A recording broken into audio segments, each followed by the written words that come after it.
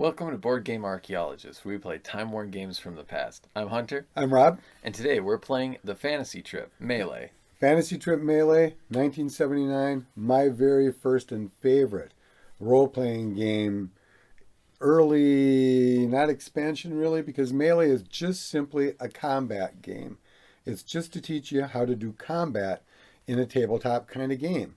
Later, we also have Wizards, which adds another stat to it, but also brings in spells. But then later than that, we have In the Labyrinth, which really makes this a whole D&D type world where you have everything that you would have in a D&D world that you could use or roll or live in. It's really an RPG at that point. But today, we're only talking about Metagaming's Melee, created by Steve Jackson. He just came out with these again, so they're brand new. This is actually an issue I made out of my old copies that I've had since the late 70s. And this is the size it came in. This is how thick the rules are, and this is a way to get going into D&D. To start with, you have two stats. You have strength and dexterity. That's it. You don't have a whole bunch of different stats. You have two stats. Strength dictates how strong you are and how many hit points you have. Dexterity is how fast you are or who moves first. That's it. Most of this whole game, you're using six-sided dice, three of them, to try to get to that stat or below. You also have single dice rolls for initiative and some other things we'll talk about. But first, character creation. And character creation is really easy. One of the examples in the book is like a historical text. So a lot of the time, it's using humans, and with humans you got 8 strength and 8 dexterity, and you get 8 points that you can distribute however you want. So if you wanted like a really strength heavy person, you can put more of those 8 points into strength, Which will slow you down. Yeah, there's a lot to go into the character creation when it comes to all of the gear and stuff, but it's very manageable because with humans you have 10 movement points, and movement is done on this hexagon board. And that's like a huge part of the way you can like approach it when you're kind of making a character, because when it comes to like armors and what it equips, that's just as important as the point distribution. So like when you're wearing armors or using a shield, that will reduce on your movement ability, but it will, be better for certain. Right. You'll save on hit points, but it's going to make your dexterity. It's going to adjust your dexterity down. So if you have a large shield, I think it's a -2 dexterity. If you're wearing leather, it's a -2, but I think it saves 2 hits. So if somebody hits you, you get a -2 hits off of that hit, which is awesome. But, it's that trade-off for strength and speed.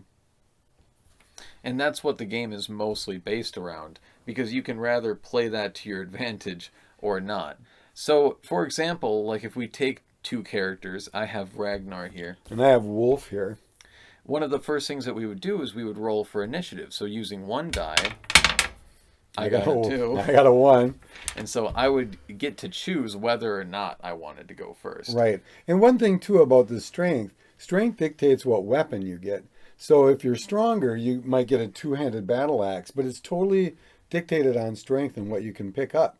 So if you got a light strength, you probably only got maybe a long sword or something. So you better be fast. So with initiative, again, Hunter gets to go first or tell me to go first. And I would go first in this case because I have a movement speed of 8, and I think I could kind of close the gap a little bit. And so I would go out maybe around here. And so I can only move half of my MA if I want to attack.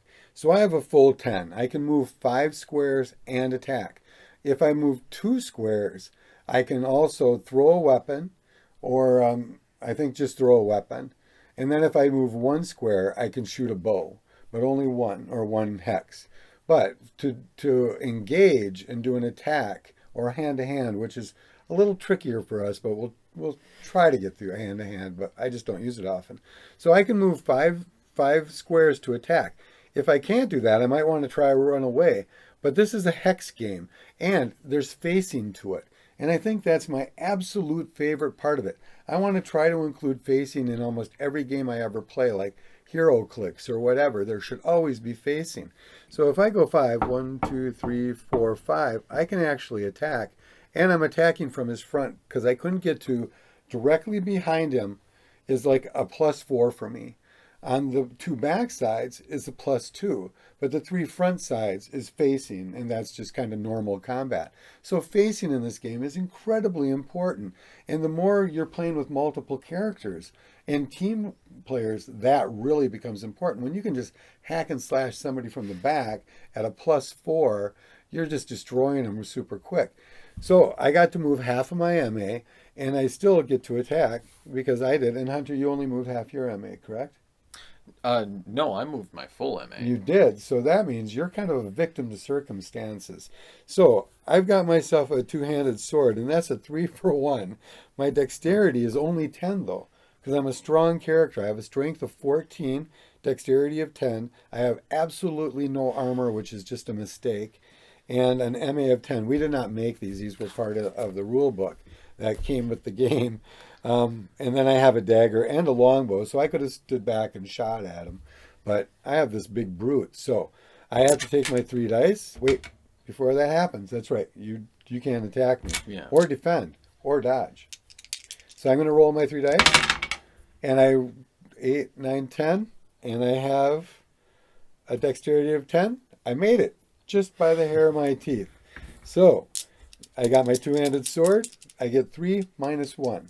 So I go 9, 10, 11. So I hit you with 10. Yeah, and with the leather armor, because I wasn't specific about my usage of the shield, that only takes off 2. And when you take 9 hits in a row, that's like a major wound. Right, I'm pretty sure eight, it's yeah, like it it like is. knocks you off your feet or something. Yep, you're horrible. knocked back and down. Yeah. You're dropped right away. If you get hit with 5, your dexterity drops by 2. If your character goes down to under 3 strength, because remember your strength is your hit points.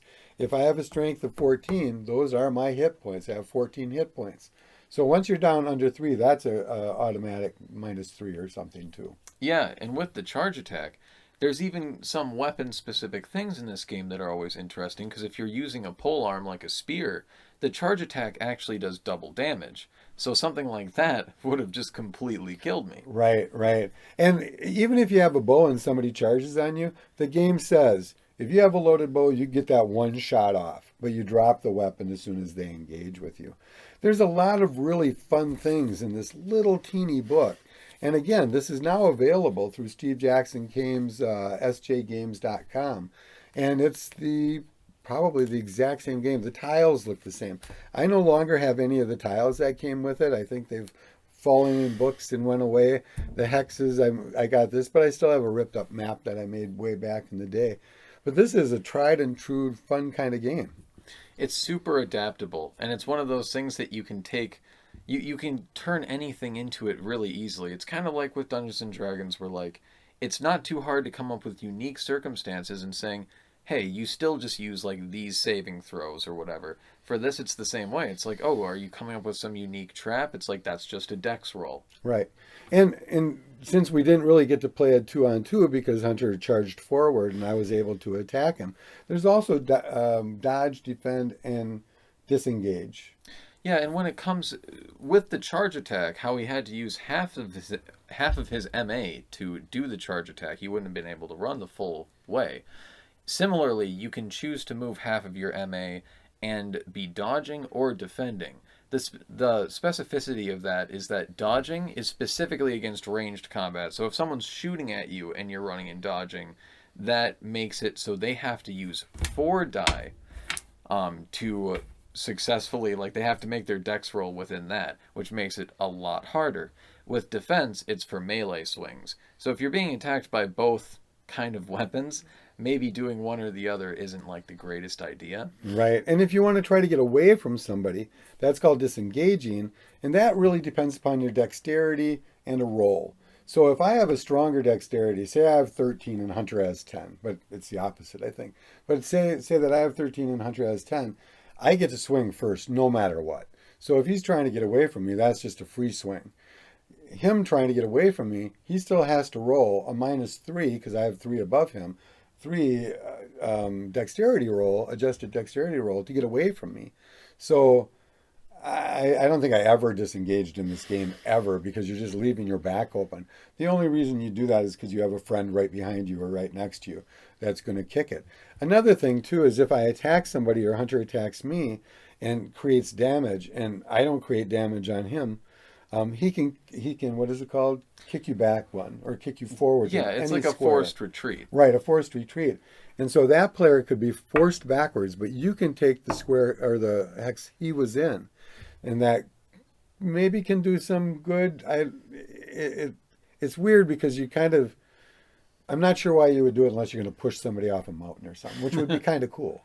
Yeah, there are situations, and that just kind of goes to the adaptability kind of part, where there's a lot that you can do with it. It's a relatively basic system, but it accounts for most situations that you're Right. going to come across. It's this big, and we've been talking about it that long, probably longer than most of our shows, because it's that I think that adaptable, that cool, and if you want to get little guys or little people into playing games, this is the easiest way you're going to get them into it.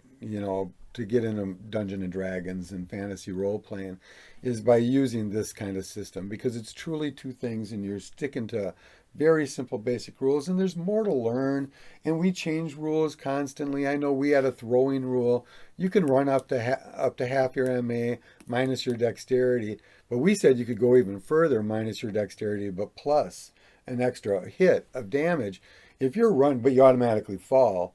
But if you're running and you go past your allotted thing and you're willing to minus it and get that roll, that hatchet's going to go and sink in hard and you're going to get extra points. So like every game like this, the guides are guides, and you can really go crazy and play any way you want, create basic, simple rules. Most of the games like Orb Quest is really a dungeon crawl. It's got a map, and you go in it. If you hit this hex, 4 orcs jump up, and there's treasure in the room. And it's very laid out and very straightforward. And that's kind of the ease of it all. But again, you can take it to that next level and make a full D&D campaign out of it. And that's what we're hoping to do with the next episodes regarding wizards, the use of IQ. There's a lot more that you can get into, but underlying all of that, you have a simple, good game. Yep. My cons are, this has been, honestly, you heard me. I've loved this game. I find it to be the simplest game. I get overwhelmed by books of rules, and when you have 18 little pages to cook through, and you can highlight what you need, and you feel good about it, you feel like you're doing the rules right without somebody else really having to know it to teach you it. And that's what happens with a lot of the bigger games. They're really hard to learn unless you have that one expert. You have that one expert, and you can learn how to play Arkham House or whatever, those hard games. But this one, I think anybody can pick this up and in an hour have a great time with it. Well, thanks for watching. Yeah, and if you want to know more about us, check us out at toyarchaeology.com. You can also find us on Facebook, and don't forget to subscribe to us on YouTube, and don't forget to go to sjgames.com. Thanks. We'll see you next time.